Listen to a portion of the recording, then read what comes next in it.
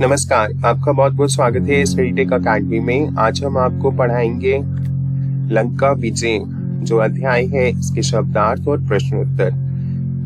और अगर आप फुल सिलेबस करना चाहते हैं तो सोचिए नहीं, हमारे चैनल को सब्सक्राइब कीजिए, लाइक कीजिए, शेयर कीजिए और कमेंट भी कीजिए। तो चलिए सबसे पहले पढ़ते हैं लंका विजय के कठिन शब्द और उनके अर्थ। प्रथम है उदत, तैयार या बेचैन। कूच होता है निकलना। अनभिज्ञ का अर्थ होता है अनजान। कतरता का अर्थ होता है बेचैनी या अधीरता। विस्मय का अर्थ होता है अचंबा। विकल्प का अर्थ है उपाय। शत विशत का अर्थ होता है घायल, कटे फटे। अंग का अर्थ है गोद। और शास्त्रागार, शस्त्र को बोलते हैं विपन्स, और जहाँ पे शस्त्र रखे जाते हैं उसे बोला जाता है शास्त्रागार। जहाँ शस्त्र रखे जाते हैं, हथियार रखे जाते हैं, विपन्स। अचेत होता है बेहोश। और उसके बाद है तुमुलनाद, रणभेरी। और आधीर का अर्थ होता है बेचैन। और अब इस अध्याय के करेंगे प्रश्न उत्तर। प्रश्न संख्या 1 से, सुग्रीव ने किस प्रकार वानर सेना को युद्ध के विषय में संबोधित किया? सुग्रीव ने वानर सेना को ये बताया कि युद्ध भयानक होगा। इसमें केवल वही सैनिक जाएंगे जो शारीरिक और मानसिक रूप से स्वस्थ हों, यानी जो फिजिकली और मेंटली जो हैं वो उनकी हेल्थ अच्छी है, फिजिकली एंड मेंटली स्ट्रांग है, तो वही जाएंगे इस युद्ध को लड़ने। और जो दुर्बल हैं, दुर्बल अर्थात कमजोर है, वो यहीं रुक जाएंगे। ऐसा उन्होंने युद्ध के विषय में बताया। अब वानर सेना को, वानरों की सेना का नेतृत्व कौन कर रहा था? यानी वानरों की सेना का लीडरशिप जो लीड कर रहा था वो कौन था? वो था नल। और उन्हीं को ही पुल बनाने का काम भी दिया गया था और वो लीड कर रहे थे। और सेना की रणनीति बनाई थी, स्ट्रैटेजी बनाई थी, उसके अनुसार सेना के पीछे कौन चल रहा था? तो सेना के पीछे चल रहे थे जामवंत और हनुमान। और अब कुछ और प्रश्न हैं, वो भी मैं आपको बताऊंगा। वानर सेना ने अपना डेरा कहाँ डाला? मतलब जहाँ उन्होंने डेरा डाला कि जहाँ वो रुके, वो थे महेंद्र पर्वत पर, महेंद्र माउंटेन्स पर। रावण को समझाने कौन गया? रावण को समझाने उन्हीं का भाई गया था, विभीषण। और पर विभीषण ने रावण को क्या समझाया? कहा कि आप सीता माता को लौटा दें, सबका कल्याण इसी में है, सब मृत्यु के काल से जाने से बच जाएंगे, सीता मिल जाएगी, तो वे आक्रमण नहीं करेंगे, यानी वो फिर ये लड़ाई नहीं होगी, युद्ध टल जाएगा और इसी में ही सबका कल्याण है। रावण ने विभीषण की बात सुनकर क्या किया? भाई विभीषण ने तो बोला कि सीता माता को लौटा दो, तो रावण उस पर क्रोधित हो गया और उसे अपनी सभा से निकाल दिया, अपने लंका से भी निकाल दिया। और रावण द्वारा सभा से निकाले जाने पर विभीषण किसके पास गए? विभीषण गए श्री राम जी के चरणों में। तो राम जी के पास गए। राम ने विभीषण के साथ क्या किया? राम जी ने बात सुनी विभीषण की और कहा कि हमें विभीषण को स्वीकार करना चाहिए कि भाई वो हमारी शरण में आए हैं, और जो भी मेरी शरण में आता है तो जो आए व्यक्ति को हम कभी भी निराश नहीं करते, यह मेरी नीति है। और विभीषण को आदर से अंदर लाई और विभीषण को आदर पूर्वक अंदर ले गए। विभीषण ने राम को रावण के बारे में क्या क्या बताया? उन्होंने कहा बहुत सी जानकारियां दी, बहुत सी इंफॉर्मेशन दी राम जी को। कहा कि रावण में अनेक योद्धाओं के बारे में बताया, रावण और उसके योद्धाओं की शक्ति के बारे में बताया, रावण की शक्ति के बारे में बताया। और कहा कि रावण पर विजय प्राप्त करने के लिए बल और बुद्धि दोनों की आवश्यकता है, यानी बल, ताकत, बुद्धि, दिमाग, तो दोनों की आवश्यकता होगी, तभी आप रावण पर विजय प्राप्त कर सकते हैं। और इसके बाद आगे हैं कुछ प्रश्न। विभीषण ने राम को रावण के बारे में क्या बताया? हमने पढ़ लिया। विभीषण की बात सुनकर राम ने क्या कहा? विभीषण की बात सुनकर कहा, विभीषण तुम चिंता मत करो, राक्षस मारे जाएंगे, जितने भी लंका में राक्षस हैं रावण सहित सब मारे जाएंगे, लंका की राजगद्दी तुम्हारी होगी। अब तुम लंका पे शासन तुम ही करोगे और भविष्य तुम्हारा है, अब आने वाला समय तुम्हारा ही है। राम ने समुद्र पार करने के लिए पहले क्या किया? राम ने समुद्र पार करने के लिए पहले समुद्र से विनती की, विनती यानी रिक्वेस्ट, और ये 3 दिन तक विनती उन्होंने की और फिर भी समुद्र ने रास्ता नहीं दिया तो राम जी क्रोध में भी आ गए थे। तो श्री राम कितने दिन तक समुद्र से विनती करते रहे? वो 3 दिन तक। और विनती किए जाने पर समुद्र ने रास्ता नहीं दिया तो राम ने क्या किया? तो राम जी क्रोध में आ गए। और जब राम जी को क्रोध आया तो समुद्र ने ये देखा कि राम जी तो अब क्रोध में है, गुस्से में है। तो राम को क्या सलाह दी समुद्र ने? तो उन्होंने सलाह दी कि आपकी सेना में एक नल नाम का एक वानर है, वह पुल बना सकता है, उससे वानर सेना पार उतर जाएगी कि अब वो इस समुद्र से इस छोर से दूसरे छोर पर वो जा सकती है इस पुल की मदद से, जब वो वानर नल जो है वो बनाएंगे पुल। तो समुद्र पर पुल बनाने का काम किसे दिया गया? जैसा समुद्र ने कहा कि आपकी सेना में एक वानर है जिसका नाम नल है, तो वह पुल बना सकते हैं। तो ऑब्वियसली कि जो काम समुद्र से पार करने का था और वो पुल बनाने का था, तो पुल बनाने का काम दिया गया नल को, नल वानर को। और जो पुल बना सकता था और उससे वानर सेना पार उतर जाएगी पुल के, और समुद्र के पार उतर जाएगी। और कितने दिन में यहाँ पे पुल है, कितने दिन में पुल बनकर तैयार हो गया था? पुल बनकर तैयार हो गया था 5 दिन में, 5 days में। सबसे पहले किसने पुल पार किया? सबसे पहले पुल पार किया था विभीषण ने, जो रावण के भाई थे और जो राम की शरण में आ गए थे। जब रावण ने उन पे क्रोधित होकर उन्हें सभा से निकाल दिया था। समुद्र पर पुल बनाने का समाचार सुनकर रावण को कैसा लगा? रावण क्रोध से चीख उठा, बहुत गुस्सा आया। समुद्र पर पुल कैसे बन सकता है? इस समाचार से रावण विस्मय हुआ। विस्मय मतलब आश्चर्यचकित हुआ, एस्टोनिश्ड हुआ, कि उसके लिए तो बहुत यह हैरानी की बात है कि पानी पर पत्थर कैसे तैर सकते हैं, और भय भी, और उसको डर भी लगा कि शायद ये साधारण वानर नहीं है। अगला प्रश्न है, समुद्र पर पुल बनने का समाचार सुनकर रावण ने क्या किया? उसने आदेश दिया कि सेना तैयार की जाए। भाई चलो अब तो युद्ध होगा ही होगा, और सेना तैयार की जाए, और युद्ध का समय आ पहुंचा है, अब युद्ध का टाइम है। राम ने अपनी सेना को कितने भागों में विभक्त किया? राम जी ने अपनी सेना को जो ग्रुप्स बनाए तो वो थे 4। राम ने अपनी सेना को 4 भागों में विभक्त क्यों किया था? लंका के 4 द्वार थे, तो इसी वजह से उन्होंने अपनी सेना को 4 भागों में किया कि चौतरफा आक्रमण होना चाहिए, चारों तरफ से आक्रमण होना चाहिए, चारों तरफ से उनको मार गिराना है। और हर टुकड़ी को एक एक द्वार सौंप दिया कि भाई एक टुकड़ी एक द्वार पर आक्रमण करेगी, दूसरी दूसरे, और तीसरी तीसरे, और चौथी चौथे, और चारों तरफ से आक्रमण होगा तो रावण फिर बच नहीं पाएगा।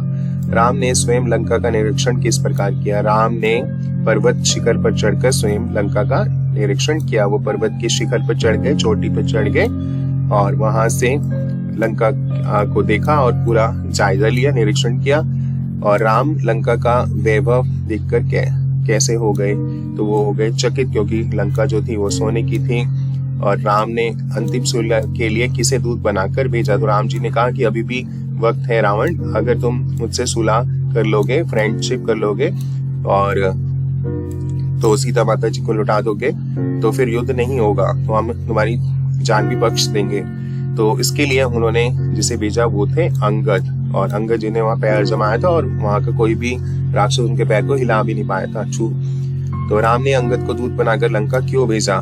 सुलह के लिए, एग्रीमेंट के लिए, और फ्रेंडशिप के लिए, कि चलो अब युद्ध, ताकि एक आखिरी कोशिश कर ली जाए, अंतिम प्रयास कर लिया जाए, ताकि युद्ध टल जाए। और रावण ने कहा कि सीता को लौटा दो, अन्यथा उसका अंत होगा। अगर सीता को नहीं लौटाया तो फिर मृत्यु निश्चित है उसकी। तो रावण ने अंगद के मुख से राम के संदेश सुनकर क्या किया?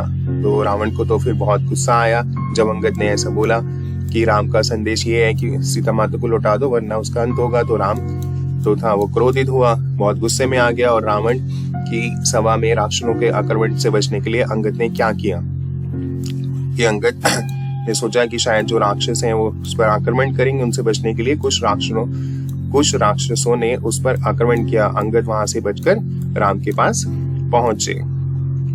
और अब आगे पढ़ेंगे। रावण के सुलह का प्रस्ताव ठुकरा दिए जाने पर राम ने क्या किया? जब रावण ने सुलह के लिए मना कर दिया तो सेना को लंका पर आक्रमण करने का आदेश दे दिया राम जी ने, कि अब आखिरी रास्ता जो था रावण को समझाने का, सुलह करने का, वो भी अब उसने खो दिया है। और रावण की सेना को मनोबल गिराने पर किसने मोर्चा संभाला, तो वो भी रावण के भाई जिनका नाम था मेघनाद। तो जब उनका सेल्फ कॉन्फिडेंस गिर गया तो उसके बाद मेघनाद आए और फिर सबको मोटिवेशन किया।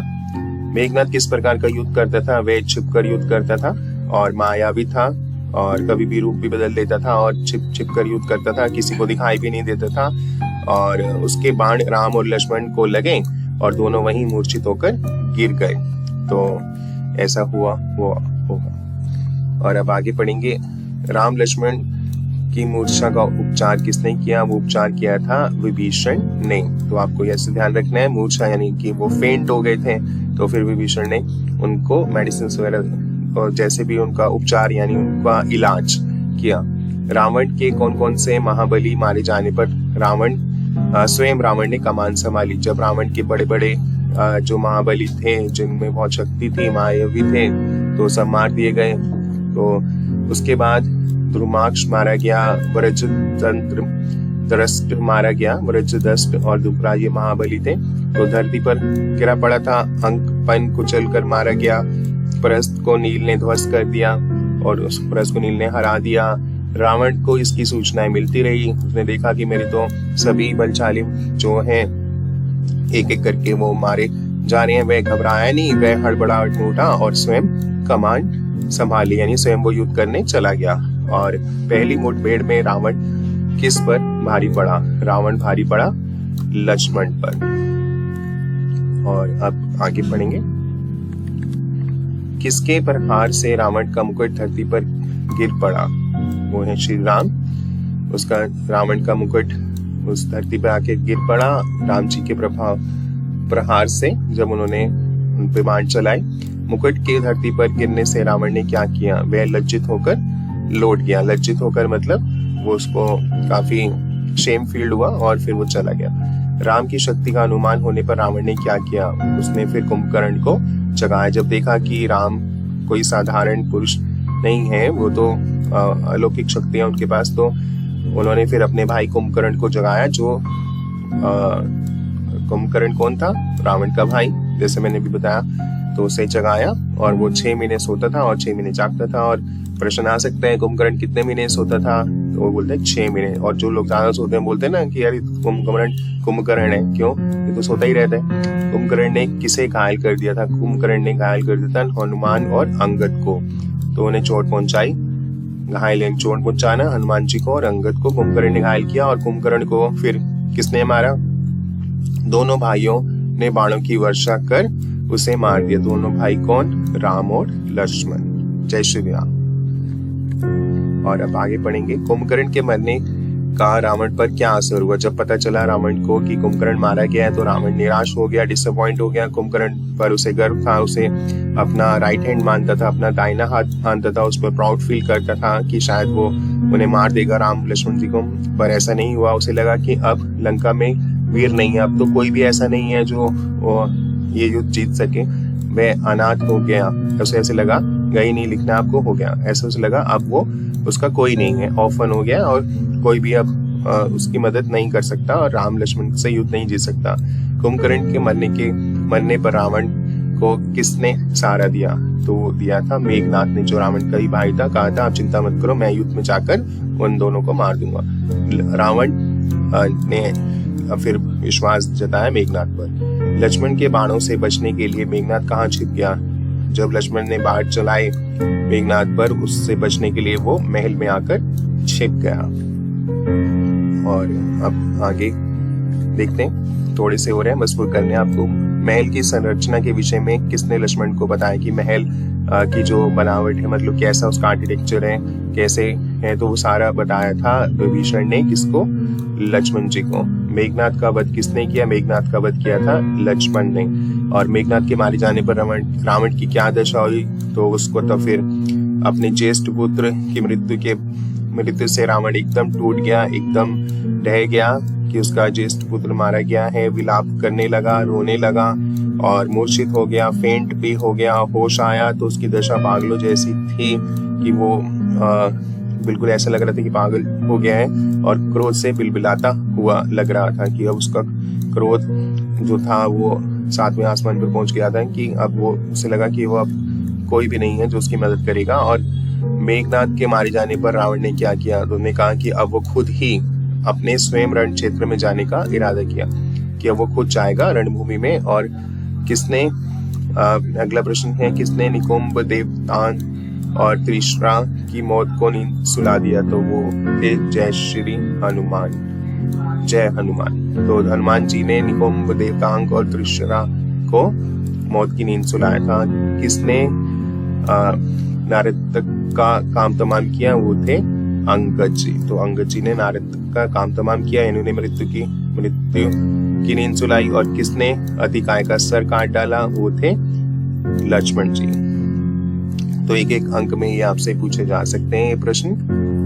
और अब है, विभीषण को रावण के बाण से किसने बचाया? विभीषण को रावण के बाण से बचाया लक्ष्मण ने। विभीषण को रावण के बाण से बचाने के लिए लक्ष्मण ने क्या किया? विभीषण को पीछे करके वह स्वयं बाण के सामने आ गए। और रावण का बाण लगने पर लक्ष्मण की क्या दिशा हुई? लक्ष्मण जी हो गए थे फेंट, अचेत हो गए थे, बेहोश हो गए थे।